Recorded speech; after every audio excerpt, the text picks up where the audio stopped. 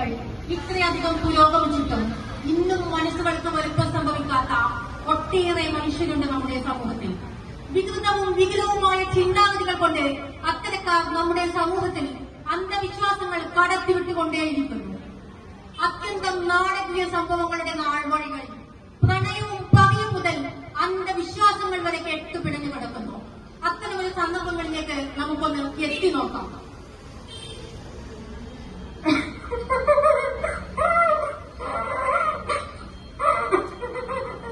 കണ്ണോ എന്ത് കല്യാണി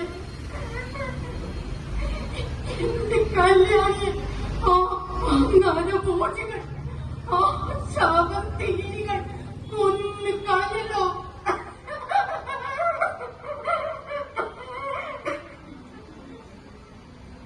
ചേച്ചിമാരെ ഓടിവായോ ഓടിവായോ, ഇവിടെ രണ്ടുപേർക്ക് മനുഷ്യമാസത്തിൽ വേറെ 100 രൂപയുള്ളൂ. കടന്നു വരൂ. എവന്മാരെ അങ്ങോട്ട് പോലെ ഇങ്ങോട്ട് പോയോ, ഇവിടെ രണ്ടുപേർക്ക് മനുഷ്യമാസത്തിൽ 100 രൂപയോടൊപ്പം ഒരു ഗ്ലാസ് എത്തമാനിയാ ഫ്രീ.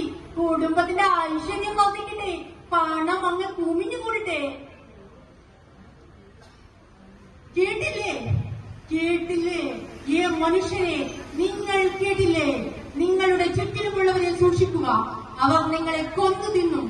മനുഷ്യകുലത്തെ വേട്ടയാണ്. ചേട്ടാ ഞാൻ നിങ്ങളോട് കാര്യങ്ങൾ പറഞ്ഞിട്ടുള്ളതല്ലേ. എന്റെ അച്ഛനും അമ്മയും തീരുമാനിക്കുന്നതിനപ്പുറം മറ്റൊരു തീരുമാനം എനിക്കില്ല. ചേട്ടൻ മാറി നിൽക്ക്, എനിക്ക് പോകണം. മോളെ ഞാൻ പൊന്നിനെ പോലെ നോക്കാം, മോളെ ഞാൻ രാജകുമാരിയെ പോലെ വാഴിക്കാം. വാ മോളെ, നമുക്ക് ഒരുമിച്ച് ജീവിക്കാം. എന്താണ് നിങ്ങൾക്ക് കാര്യങ്ങൾ പറഞ്ഞാൽ മനസ്സിലാവാതെ? എനിക്ക് ഒരുപാട് ആഗ്രഹങ്ങളും സ്വപ്നങ്ങളും ഒക്കെയുണ്ട്. അതിനിടയിൽ കല്യാണം, പ്രണയം, അതിനെ പറ്റിയൊന്നും ഞാൻ ചിന്തിച്ചിട്ടില്ല ചേട്ടാ. ചേട്ടൻ മാറി നിൽക്ക്, പോകണം. എന്തുവാണ് നിനക്ക് എന്നെ വിവാഹം ചെയ്താൽ? എന്താണ് നിനക്ക് എന്നെ ഇഷ്ടപ്പെട്ടാൽ? സുമേഷേട്ടാ, എന്നെ വീട്, എന്നെ ഒന്ന് ചെയ്യല്ലേ സുമേഷേട്ടാ, സുമേഷേട്ടാ. എനിക്കനുഭവിക്കാൻ കഴിയാത്ത ഇതൊന്നും മറ്റൊരുത്തിനും അനുഭവിക്കാൻ കഴിയില്ലടി. ഇന്നത്തോടു കൂടി കഴിഞ്ഞടി നിന്റെ എല്ലാം. സുമേഷേട്ടാ, എന്റെ വീട്, എന്നെ ഒന്ന് ചെയ്യല്ലേ സുമേഷേട്ടാ, എന്നൊന്ന് ചെയ്യല്ലേ.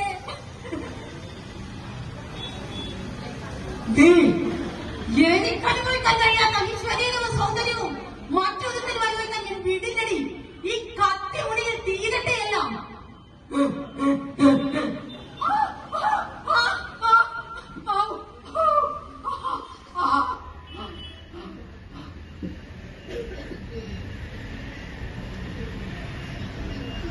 പാതിയിൽ വിരിഞ്ഞൊരു പൂമൊട്ടു ഞാൻ എന്റെ മോഹങ്ങൾ വാടിക്കരിഞ്ഞു പോയി.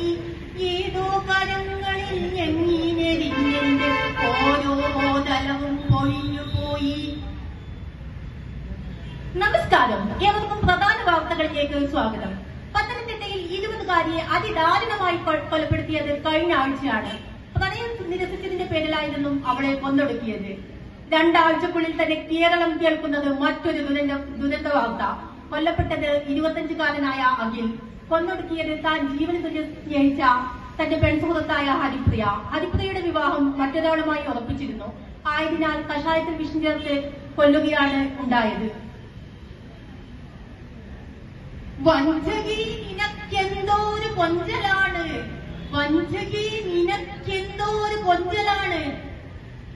ചേട്ടന്മാരെ കുറച്ച് കഷായം എടുക്കട്ടെ, പിന്നെ അങ്ങ് പാരലോകത്തേക്കുള്ള ടിക്കറ്റ് ഫ്രീ അല്ലേ.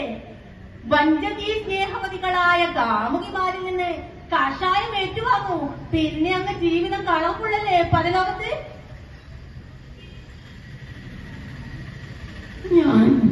ഞാൻ കല്യാണി അന്ധവിശ്വാസങ്ങളുടെയും അനാചാരങ്ങളുടെയും പേരിൽ നരമരിക്കാൻ ഇരയായ ജന്മം.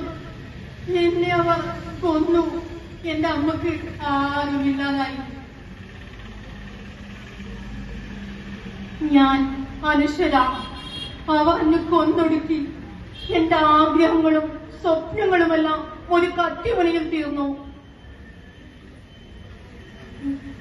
ഞാൻ നജിൽ. ആത്മാർത്ഥ പ്രണയത്തിന്റെ ഫലം ചതിയും വഞ്ചനയുമാണ്. കപട സ്നേഹത്തിന്റെ മറവിൽ അവൾ എന്നെ കഷായത്തിൽ വിഷം തന്നു കൊന്നു. കേട്ടില്ലേ, ഇത് നാം അറിഞ്ഞ കഥകൾ. നാം അറിയാത്ത കഥകളും കഥനങ്ങളുമായി ഒട്ടേറെ ആത്മാക്കൾ ഇവിടെയെല്ലാം അലയുന്നുണ്ടാകാം. ഇതൊക്കെ കാണുമ്പോഴും കേൾക്കുമ്പോഴും ഞാൻ കുറച്ചു കാലം പിറകോട്ട് സഞ്ചരിച്ചു. ആ മഹാമാരി കാലം, ആ പ്രളയകാലം, മനുഷ്യനെ തിരിച്ചറിഞ്ഞിരുന്ന കാലം, ജാതിമത ചിന്തകളോ അന്ധവിശ്വാസങ്ങളോ ഇല്ലാതെ നാം എല്ലാം ഒറ്റക്കെട്ടായി പ്രവർത്തിച്ചിരുന്ന കാലം. ഇനി വരുന്നൊരു തലമുറയ്ക്ക് ഇവിടെ വാസം സാധ്യമോ? ഇവിടെ വാസം സാധ്യമോ? നന്ദി, നമസ്കാരം.